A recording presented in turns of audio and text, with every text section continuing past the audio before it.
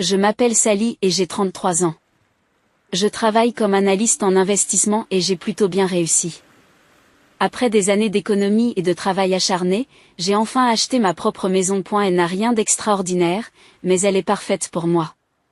Elle avait tout ce que je voulais, en particulier ce super bureau où je pouvais travailler depuis chez moi. Et la maison n'avait besoin d'aucune réparation ou modification, ce qui était génial car je pouvais y emménager immédiatement et commencer à en profiter. J'ai décidé d'organiser immédiatement une pendaison de crémaillère. J'ai invité tous mes amis, quelques membres de ma famille, bien sûr, ma famille. Mes parents, ma jeune sœur et son fiancé devaient tous venir. La fête se passait très bien. Mes amis s'amusaient, tout le monde mangeait et buvait, et les gens faisaient des compliments sur la maison.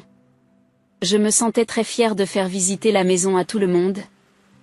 En particulier mon bureau à domicile. J'avais travaillé si dur pour arriver à ce stade de ma vie, et c'était formidable d'avoir enfin mon propre espace. Puis ma famille est arrivée. Ils ont été les derniers à arriver, ce qui est normal. Mes parents sont entrés et ont immédiatement commencé à regarder autour d'eux avec des expressions bizarres sur le visage. Ils n'étaient ni contents, ni impressionnés, juste sceptiques. Comme s'ils essayaient de trouver des défauts à tout. La maison a l'air bien, a dit ma mère avec un sourire crispé qui n'atteignait pas ses yeux. Mon père s'est contenté de hocher la tête, sans dire grande chose. Je connaissais ce ton, c'était le même que celui qu'ils utilisaient lorsqu'ils voulaient me critiquer mais qu'ils essayaient d'être polis devant les autres. Je l'avais entendu toute ma vie, alors je l'ai ignoré et j'ai continué à faire visiter les gens. Ma sœur était également silencieuse, ce qui était inhabituel pour elle. D'habitude, elle est plutôt bavarde. Mais là, elle semblait distraite. Son fiancé, par contre, c'était une autre histoire. Ce type vient d'une famille riche, et il ne le laisse jamais oublier. Et elle a commencé à faire des commentaires sur ma maison, disant par exemple que le salon de la maison de ses parents était plus grand que toutes mes chambres réunies, et que son appartement avait plus de fenêtres dans le seul salon que ma maison entière. Je lui ai souri gentiment, même si j'avais envie de lui verser du champagne sur la tête. La différence, c'est que j'ai acheté cette maison avec mon propre argent. Tes parents ont acheté ton appartement pour toi. Son visage est devenu rouge vif. Et elle est partie immédiatement, ma sœur lui a couru après, et ma mère m'a reproché de ne pas maîtriser mon terrible tempérament. Mes parents ont suivi ma sœur jusqu'à la porte. J'ai haussé les épaules et j'ai dit à tout le monde de continuer à faire la fête. En fait, la fête s'est améliorée après leur départ. 2 mois ont passé et je n'ai plus entendu parler d'aucun d'entre eux. Honnêtement, j'en étais heureuse. Ils avaient l'habitude de m'appeler tout le temps pour me demander d'emprunter de l'argent qu'ils ne remboursaient jamais. Sans tout ce stress, je dormais mieux et j'avais plus d'argent sur mon compte en banque. Soudain, ma mère m'a appelée. Elle avait une voix différente, presque douce. « Sally, chérie, j'aimerais t'inviter à un dîner de famille », m'a-t-elle dit. « Peux-tu venir ce week-end » J'ai été surprise, mais j'ai accepté. Peut-être voulait-il s'excuser pour le désastre de la pendaison de crémaillère. Lorsque je suis arrivée chez mes parents, ma sœur était déjà là. Elle était seule, sans fiancé en vue. Nous nous sommes immédiatement assises à la table et ma mère m'a regardée avec une expression douce. « Sally, nous avons une demande à te faire, dit-elle de sa voix douce. La famille du fiancé de ta sœur est très riche et ne veut pas perdre la face. Nous avons besoin de $230 000 pour le mariage, et le marié ajoutera encore $230 000. Je les ai regardés fixement, vous êtes sérieux ? Nous vous avons invité ici parce que nous savons que vous avez de grosses économies, poursuit ma mère. Tu nous as parlé de ton compte quand tu as parlé de l'achat de la maison. Ma sœur s'est penchée en avant. Sally, j'ai besoin que tu me donnes $230 000 pour que je puisse avoir un mariage magnifique. Je n'arrivais pas à croire ce que j'entendais. Vous avez tous perdu la tête ? Vous voulez organiser un mariage qui coûte près d'un $250 000 alors que vous n'en avez pas les moyens ? C'est exactement pour cela que nous vous avons invité, a dit ma mère. Non. J'ai dit fermement que je ne vous donnerai pas autant d'argent. Je suis tout à fait opposée à l'idée de dépenser de l'argent pour des mariages coûteux. Ma sœur s'est immédiatement mise à pleurer. Tu es juste jalouse parce que tu n'as pas de petite amie. Mon père a finalement pris la parole. Sally, en refusant, tu mets en péril le mariage de ta sœur. J'en avais assez d'entendre toutes ces conneries. J'ai pris mon sac à main et je suis sortie de la maison en courant. J'ai pris ma voiture et je suis rentrée chez moi, les mains tremblantes de colère. 230,000. Ils pensaient vraiment que j'allais donner autant d'argent pour un mariage. Ils étaient complètement fous. Et la semaine suivante, mon téléphone n'a pas cessé de sonner. Appels, textos, messages vocaux. Tantôt ils me suppliaient. Tantôt ils exigeaient que je change d'avis. Ma sœur m'a envoyé des messages vocaux en pleurs pour me dire que je gâchais sa vie. Mes parents m'ont envoyé des textes sur la loyauté de la famille et la déception qu'ils éprouvaient à mon égard. J'ai ignoré tout cela. Il était hors de question que je donne l'argent que j'avais durement gagné pour leur ridicule mariage imaginaire. Une semaine plus tard, ma sœur a débarqué chez moi. Elle a frappé à la porte et a exigé que je la laisse entrer pour discuter. Je savais exactement ce qui m'attendait, encore des supplications et des larmes. Je n'ai pas ouvert la porte. Elle est donc restée assise sur le pas de ma porte toute la journée, racontant à tous les voisins qui passaient par là à quel point j'étais cruelle. Elle a fait toute une scène, mais je n'ai toujours pas ouvert la porte. Finalement, elle a abandonné et est partie. Je pensais que le pire était passé. Mes parents et ma sœur avaient finalement cessé d'appeler et d'envoyer des SMS après le drame du pas de la porte. Un mois s'était écoulé sans aucun contact de leur part, et je commençais à me détendre. Peut-être avaient-ils finalement accepté que je ne finance pas leur mariage hors de prix. Peut-être avait-il décidé de revoir les choses à la baisse et d'organiser quelque chose de plus raisonnable. Je travaillais chez moi un mardi après-midi lorsque mon téléphone a sonné. J'ai failli ne pas répondre parce que je m'étais habituée à la tranquillité, mais quand j'ai vu l'identité de l'appelant, j'ai immédiatement décroché. Tante Linda, ai-je dit. Surprise. Tante Linda est la sœur de mon père et elle a toujours été ma parente préférée. C'est la seule de la famille qui ne me demande jamais d'argent et qui ne me traite jamais comme un distributeur de billets ambulant. C'est aussi la seule qui m'ait jamais vraiment comprise. Bonjour, Sally, dit-elle, mais sa voix est bizarre. Tendue.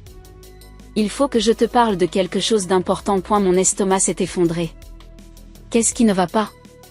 J'ai rendu visite à tes parents hier, dit-elle. Je me suis arrêtée pour déposer quelque chose que ton oncle voulait donner à ton père. Il ne savait pas que je venais, alors je suis entrée avec le double de la clé, comme je le fais toujours. J'attendais qu'elle continue, mais elle semblait avoir du mal à dire ce qu'elle avait à dire. Sally, je les ai entendus parler à ta sœur. Ils étaient dans la cuisine et moi dans le couloir. Ils ne savaient pas que j'étais là. De quoi parlaient-ils? Ils ont dit qu'ils allaient vendre la maison dans 2 mois. Ils vont dépenser l'argent pour le mariage et te dire qu'ils ont besoin d'un endroit pour rester temporairement. Mais Sally, ils n'ont pas dit que c'était temporaire. Ils ont dit que tu n'oserais pas les mettre à la porte malgré ton, je cite, caractère épouvantable. Je suis restée sans voix.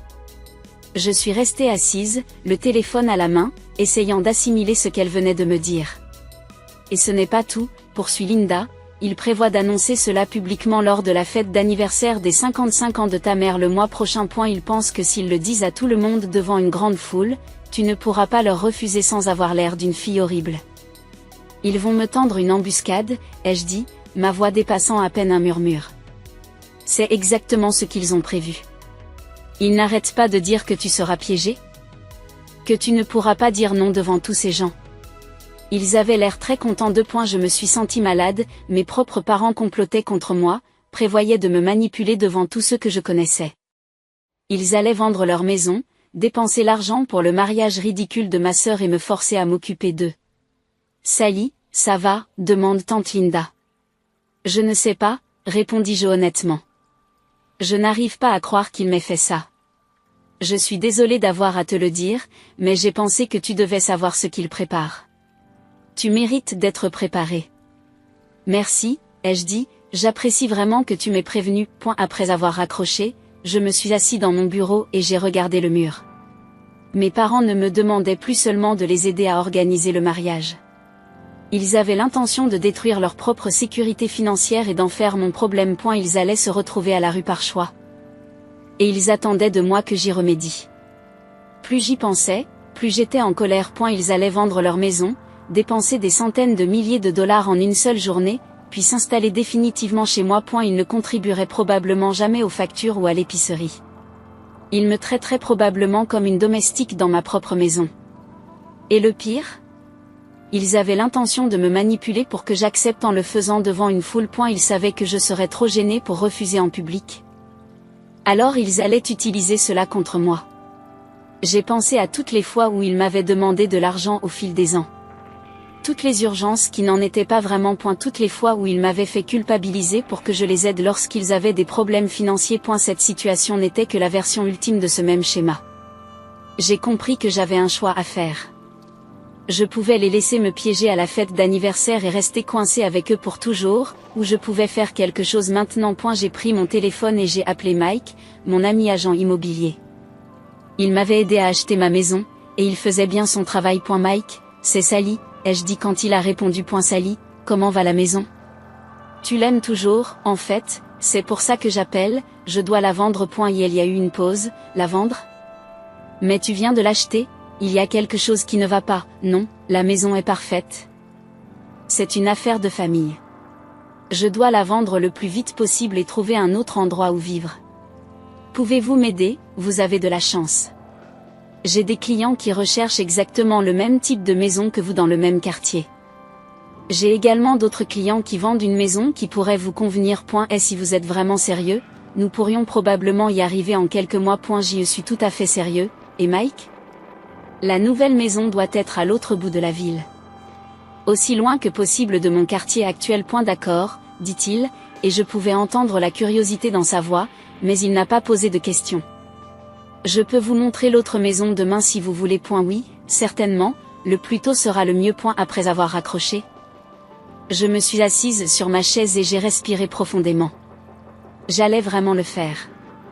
J'allais vendre ma maison et déménager dans un endroit où mes parents ne pourraient pas me trouver.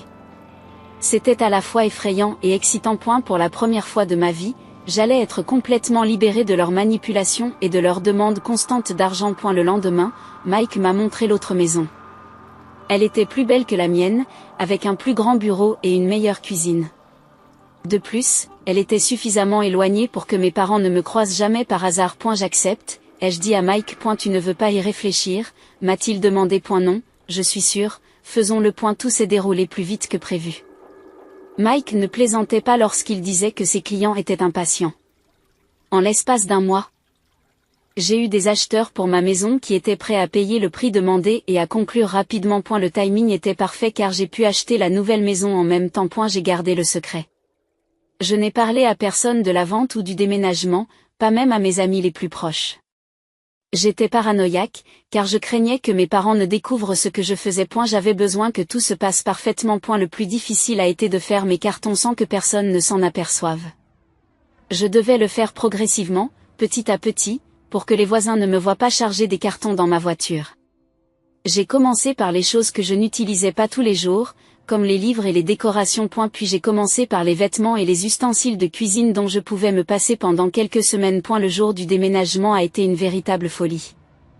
Je l'ai programmé très tôt le matin, à 5 heures. Pour qu'aucun de mes voisins ne soit réveillé par le camion de déménagement. J'avais l'impression de m'échapper de prison. Mais les déménageurs étaient des professionnels et ils ont tout chargé et tout préparé en quelques heures. À 9 heures du matin, j'avais complètement quitté mon ancienne maison pour m'installer dans la nouvelle. Les nouveaux propriétaires devaient recevoir les clés dans l'après-midi, le timing était donc parfait. J'ai passé le reste de la journée à déballer mes affaires et à installer mon nouveau bureau à domicile. 2 semaines se sont écoulées paisiblement. J'ai travaillé depuis chez moi, j'ai appris à connaître mon nouveau quartier et j'ai apprécié de ne pas avoir à m'inquiéter de voir ma famille se présenter à ma porte ou m'appeler pour me demander de l'argent. Je ne m'étais jamais sentie aussi détendue depuis des années. C'est alors que mon téléphone a sonné, celui de ma mère. Sally, chérie et virgule. Dit-elle de cette fausse voix douce qu'elle utilise quand elle veut quelque chose. Je voulais t'appeler pour t'inviter personnellement à ma fête d'anniversaire. Ce sera une grande fête, et je veux vraiment que tu sois là. Bien sûr que j'y serai, maman, ai-je dit en essayant de paraître normale. Samedi prochain, au restaurant Romano, à 7 heures du matin. Il y aura une 50aine de personnes, dont ta sœur, son fiancé et les parents de ce dernier. Ça va être sympa d'avoir toute la famille réunie. Ça a l'air super, je serai là, c'est sûr. Oh, merveilleux, a-t-elle dit, et je pouvais entendre la satisfaction dans sa voix. Je suis si heureuse que tu viennes. Ce sera une soirée très spéciale. Après avoir raccroché, je suis resté assis à réfléchir à ce qui allait se passer. Elle ne savait pas que j'étais au courant de son plan. Elle pensait qu'elle allait me surprendre en m'annonçant qu'elle vendait la maison et qu'elle emménageait avec moi. Elle pensait qu'elle allait me piéger devant tous ces gens. Mais j'étais prêt. Le soir de la fête, je me suis habillé et je suis allé chez Romano. Le restaurant était bondé. Maman avait invité toutes les personnes qu'elle connaissait, parents, voisins, amis du travail, gens de l'église. Ma sœur était là avec son fiancé, et les parents de ce dernier étaient là aussi, très élégants et très chers. Linda était là aussi, et lorsque nos regards se sont croisés, elle m'a fait un petit signe de tête. Je me suis assise à la table familiale et j'ai fait la conversation à tout le monde.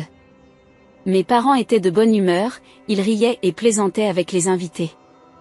Ma sœur semblait excitée elle aussi.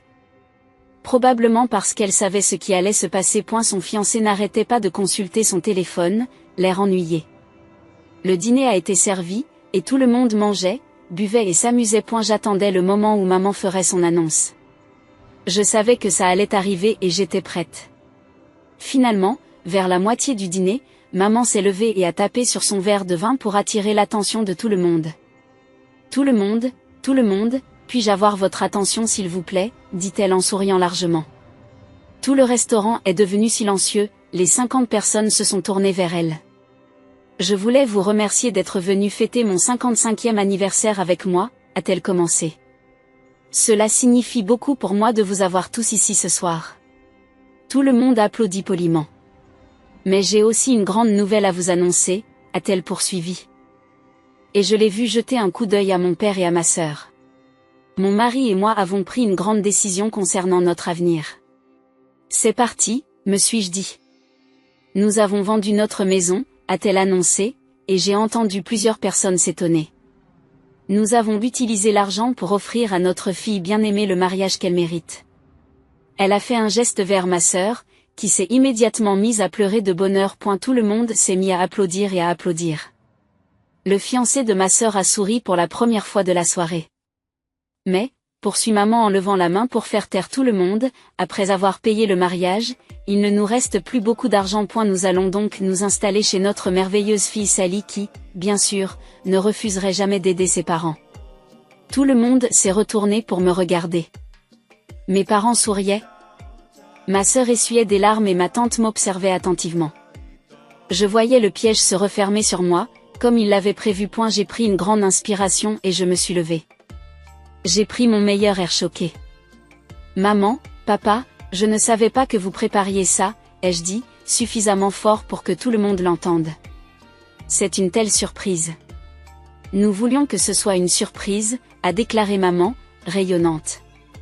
Nous savons à quel point tu nous aimes et nous savions que tu voudrais nous aider. Bien sûr que je veux aider, ai-je dit, et j'ai vu le soulagement sur leur visage.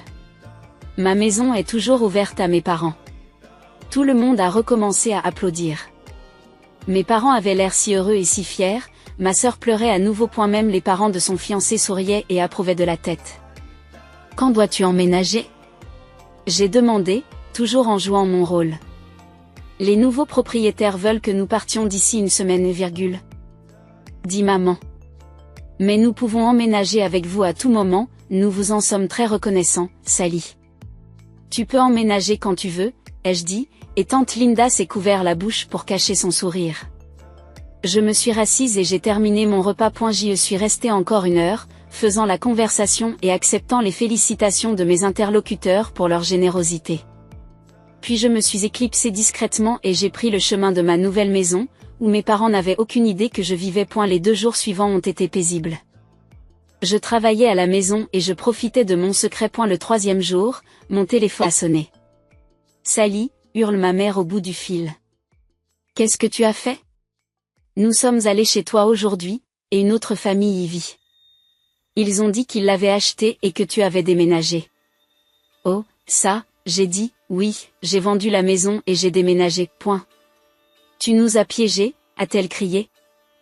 Tu nous as ridiculisés, En fait, maman, tu as décidé de me piéger en annonçant ton plan devant tout le monde. J'ai réagi de la même façon. Alors je crois qu'on est quitte, Où es-tu ? demande-t-elle. On est là, avec toutes nos affaires, et les gens nous regardent. Je ne te dirai pas où j'habite, ai-je dit, tu peux aller vivre avec ton autre fille, point. Sally, tu ne peux pas nous faire ça. Je l'ai déjà fait, au revoir, maman. J'ai raccroché et j'ai immédiatement bloqué tous leurs numéros. Ils ont essayé d'appeler depuis d'autres téléphones, mais j'ai raccroché quand j'ai entendu leur voix. Ils ont envoyé des textos à partir de différents numéros, mais je les ai également bloqués. 2 semaines se sont écoulées dans un silence total. Je travaillais tranquillement dans mon bureau quand mon téléphone a sonné. C'est tante Linda. Sally, j'ai pensé que tu voudrais savoir ce qui s'est passé après que tu les aies laissés dans ton ancienne maison, dit-elle. J'écoute, dis-je en m'installant dans mon fauteuil. Tes parents se sont présentés à l'appartement de ta sœur avec toutes leurs affaires. Ils s'attendaient à ce qu'elle les laisse s'installer temporairement jusqu'à ce qu'ils sachent quoi faire. Son fiancé a refusé de les laisser entrer. Et elle a dit que ce n'était pas son problème qu'ils aient vendu leur maison et dépensé l'argent. Il a ri lorsqu'ils lui ont rappelé qu'ils avaient payé pour son mariage. Et elle a dit que l'argent était déjà sur son compte et qu'il avait déjà payé la salle de mariage, les fleurs, la nourriture, tout. Je n'ai pas été surprise, les riches ne deviennent pas riches en étant généreux avec l'argent des autres. Qu'a fait ma sœur? C'est le pire, dit tante Linda, elle s'est rangée de son côté. Elle a dit à tes parents qu'ils devaient partir parce qu'ils la gênaient devant sa future belle famille, point. Alors elle les a jetés dehors aussi? Tout à fait. Tes parents ont dû trouver un appartement à louer avec le peu d'argent qui leur restait de la vente de la maison. Ils vivent dans un endroit minuscule à l'autre bout de la ville maintenant. J'ai ressenti un étrange mélange de satisfaction et de tristesse. J'étais contente qu'ils soient enfin confrontés aux conséquences de leurs actes, mais c'était quand même dur d'entendre que ma propre famille s'était effondrée de la sorte. Ce n'est pas tout, poursuit tante Linda. Ils étaient tellement en colère qu'ils ont refusé d'aller au mariage de ta sœur. Ils ont dit qu'il y avait maintenant 2 traîtres dans la famille, toi et elle. Peux-tu croire cela? En fait, je pouvais le croire. Mes parents avaient toujours été dramatiques, et c'était exactement le genre de choses qu'ils faisaient. Ils préféraient marquer un point plutôt que de ravaler leur fierté et de défendre leur fille. Après avoir raccroché. Je suis restée assise à réfléchir à tout ce qui s'était passé. Mes parents avaient manipulé et manigancé pour obtenir ce qu'ils voulaient, mais cela s'était complètement retourné contre eux. Ils avaient perdu leur maison, leur sécurité financière et leurs 2 filles. Et ma sœur avait eu droit à un mariage coûteux, mais elle avait perdu le soutien de ses parents et détruit sa relation avec eux. Et moi? Je vivais tranquillement dans ma nouvelle maison, je travaillais chez moi et je profitais de la paix et de la tranquillité. 3 mois plus tard, en parcourant les réseaux sociaux, j'ai vu des photos du mariage de ma sœur. Elle avait posté des dizaines de photos montrant le lieu chic, les fleurs coûteuses, la robe de créateur, tout. On aurait dit quelque chose sorti d'un magazine. Mais ce qui m'a le plus frappé, c'est ce qui manquait sur les photos. Pas de photos avec nos parents. Pas de photos de famille avec le bon côté de la famille. Juste des photos avec son nouveau mari et sa famille, et quelques amis. J'ai regardé fixement une photo où ma sœur coupait le gâteau.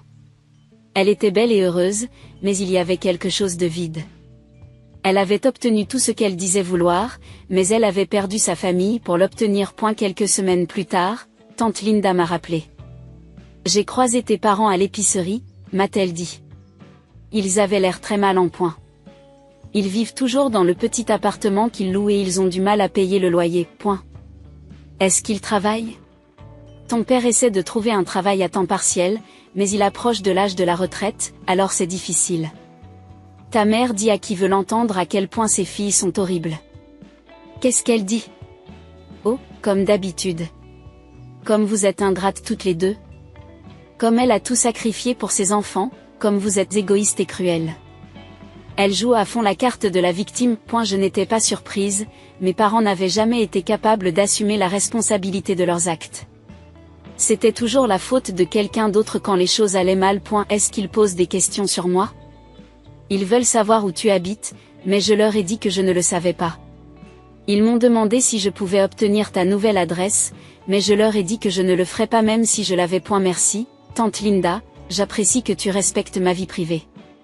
Bien sûr, tu as fait ce qu'il fallait pour te protéger. Je ne t'en veux pas du tout. Après avoir raccroché, j'ai réalisé que je ne me sentais pas coupable de tout cela. Mes parents avaient fait leur choix, et maintenant ils en subissaient les conséquences. Ils avaient essayé de me manipuler, et quand cela n'avait pas marché, ils avaient détruit leur propre vie en essayant d'obtenir ce qu'ils voulaient. J'ai aussi pensé à ma sœur. Elle avait eu droit à son mariage chic, mais à quel prix? Elle avait perdu le soutien de ses parents, elle avait endommagé sa relation avec moi et elle avait épousé quelqu'un qui ne se souciait manifestement pas de sa famille. Je me suis demandé si elle avait regretté d'avoir choisi son fiancé plutôt que ses parents lorsqu'ils se sont présentés à sa porte sans savoir où aller. Aujourd'hui, je vis ma vie tranquillement. Je travaille à la maison, j'ai des amis, je fais des choses que j'aime. Je ne communique plus avec mes parents ni avec ma sœur. Je n'ai encore donné mon adresse à personne parce que j'ai toujours peur qu'ils essaient de se montrer et d'exiger que je m'occupe d'eux. Parfois, je me demande si je ne devrais pas me sentir mal de la façon dont les choses se sont passées. Mes parents ont des difficultés financières. Ils vivent dans un petit appartement et ils vieillissent. Ma sœur a complètement coupé les ponts avec eux et ils n'ont personne pour les aider. Mais je me souviens de toutes ces années de manipulation, de toutes les fois où ils m'ont poussé à leur donner de l'argent, de toutes les fois où ils m'ont traité comme leur distributeur automatique de billets personnels. Je me souviens de la pendaison de crémaillère où ils ont laissé le fiancé de ma sœur m'insulter dans ma propre maison. Je me souviens qu'ils ont comploté pour me piéger à la fête d'anniversaire et me forcer à les soutenir pour toujours. Ils ont fait leur choix, ils ont choisi de vendre leur maison pour payer un mariage coûteux. Ils ont choisi d'essayer de me manipuler au lieu de me demander de l'aide honnêtement. Ils ont choisi de donner la priorité à la fête d'un jour de ma sœur plutôt qu'à leur propre sécurité financière. Moi aussi, j'ai fait mon choix. J'ai choisi de me protéger et de protéger mon avenir financier.